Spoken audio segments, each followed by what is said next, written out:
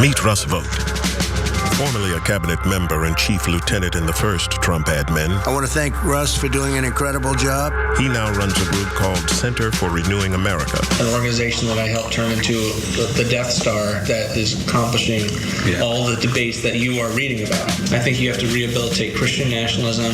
You have the largest deportation in history, block funding for Planned Parenthood. I want to be the person that crushes the deep state. Yes, Russell Vought being very candid with two gentlemen he's sitting there with, and there's more tape of that. Why?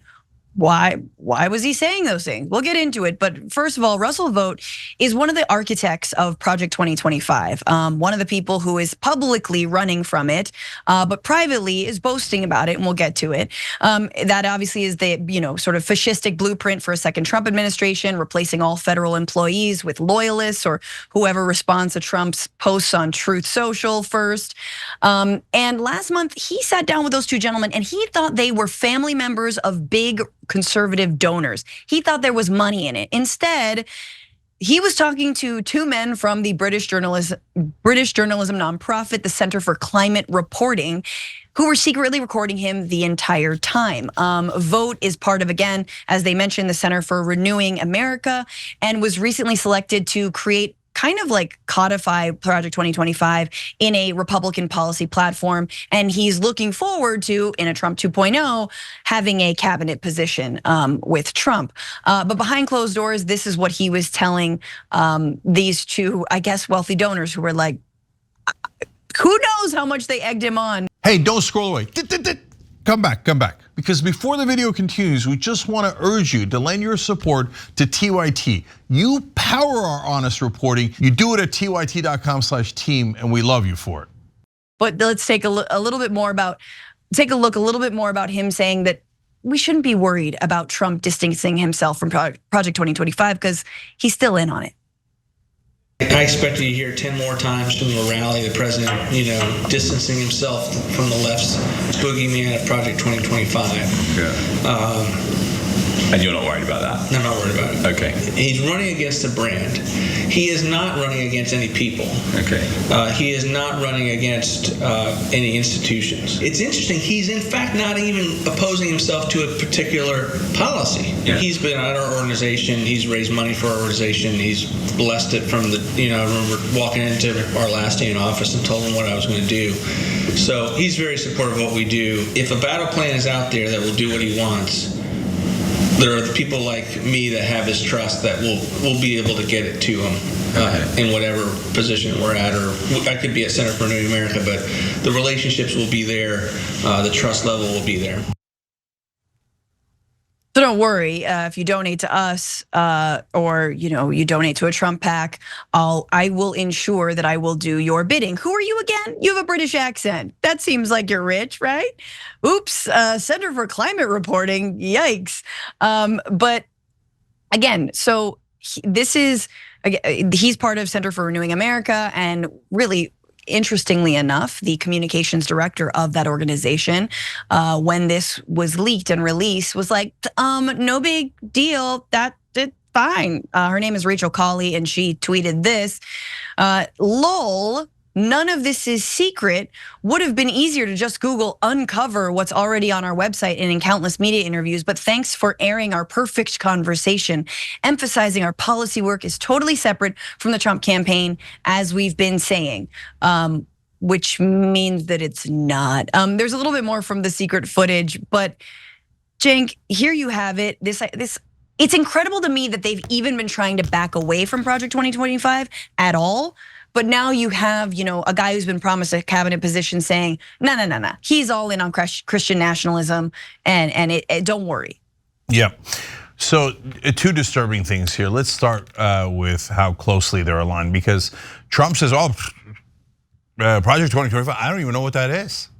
Oh no, I disavow. Why? Because it's hurting him politically, and he's seeing the polling numbers on it, and so he's trying to get away from it. Meanwhile, this guy's saying he blessed it. We have his complete trust. Here's another quote. We've got about 350 different documents that are regulations and things of that nature that we're planning for the next administration. So they're ready to go. And by the way, one of the things they're going to do is they're saying we want to get rid of the independence of a lot of the executive branch. So, like, for example, the Attorney General and the Justice Department are independent of the president because what if they have to investigate the president? They represent the American people. They don't represent the president and his political ambitions, right? And these guys are saying, no, we want them to only represent Trump and not the American people. So we're going to get rid of their independence. So which one is it? Has he disavowed or has he blessed it? It sounds a little bit like Russell voter fraud. And so, but the second part, of course, is, in my opinion, even scarier. I mean, destroying the American government and how it works and its checks and balances is pretty damn scary to begin with. But this guy's unabashed. He's like, no, we're trying to make this a Christian nationalist country. And, well, I didn't sign up for that. And nobody here in America signed up for it. We signed up for a country where we're all equal, where there's justice, and we're equal before the law, no matter what religion or race or ethnic background we are. And these guys just don't believe that. They think that Christian extremists should be the superior people in America, and everybody else should be forced to listen to them. It's disgusting and totally un-American. Yeah, and to your point, this was his quote. We'll get to the piece about consolidating the executive branch, but to that Christian nationalist point, he also, Russell Vought, continued to say, we've been too focused on religious liberty. So, exactly what Cenk just said and what we believe this country was founded on, which we all support. But we lack the ability to argue we're a Christian nation. I want to make sure that we can say we are a Christian nation. And my viewpoint is mostly that I would probably be a Christian nationalism. A nationalist. That's pretty close to Christian nationalism because I also believe in nationalism. Nation-ism, Christian nation-ism, that's just an idiot's way of saying Christian nationalism. You just, all right, whatever you think that's like saying white identitarian instead of white nationalist, white supremacist.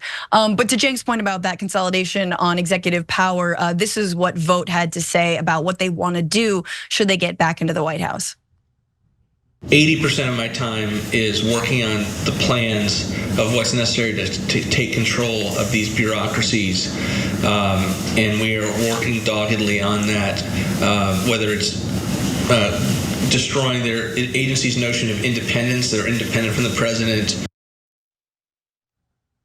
So exactly right. And I think it's really funny, Cenk, that we're in a time when, I mean, the right's trying to pivot, but their line was that all of the investigations into Trump, all the classified documents investigation, the January 6th stuff, the election fraud in Georgia, all of the cases, that's all being done by Merrick Garland and at the behest of Joe Biden, when precisely, again, every accusation is a confession because that is exactly what they want to do, is collapse any kind of barrier between the Attorney General, and the president. So he would literally just be the attack dog of the president. Yeah, so every once in a while people will say, hey, Cenk, you point out all the problems with the Democratic Party and you see the corruption in Washington. So why don't you vote for Trump? No. Oh boy. No. Okay, I mean, if you think this guy's against corruption, you're nuts.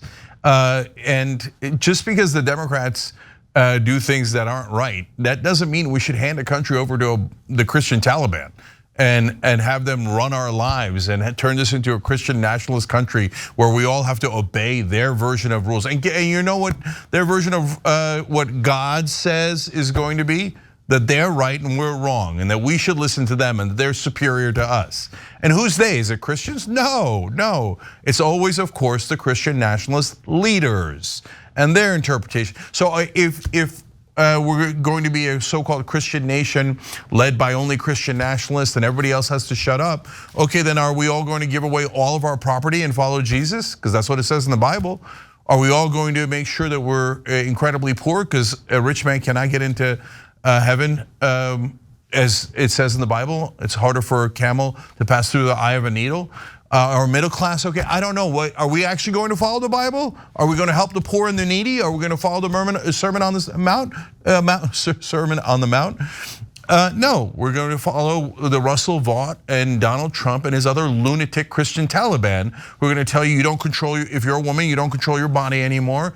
If you're not one of us fundamentalists, you don't have those same rights as we do. And they're going to turn this country into basically Afghanistan. I have no interest in that.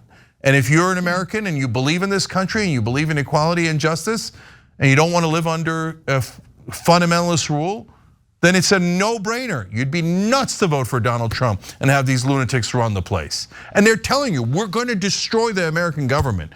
We don't want independence in the government. We don't want the government to serve the American people. We want it to serve one supreme religious leader. Again, if you like countries like that, Iran and Saudi Arabia are available.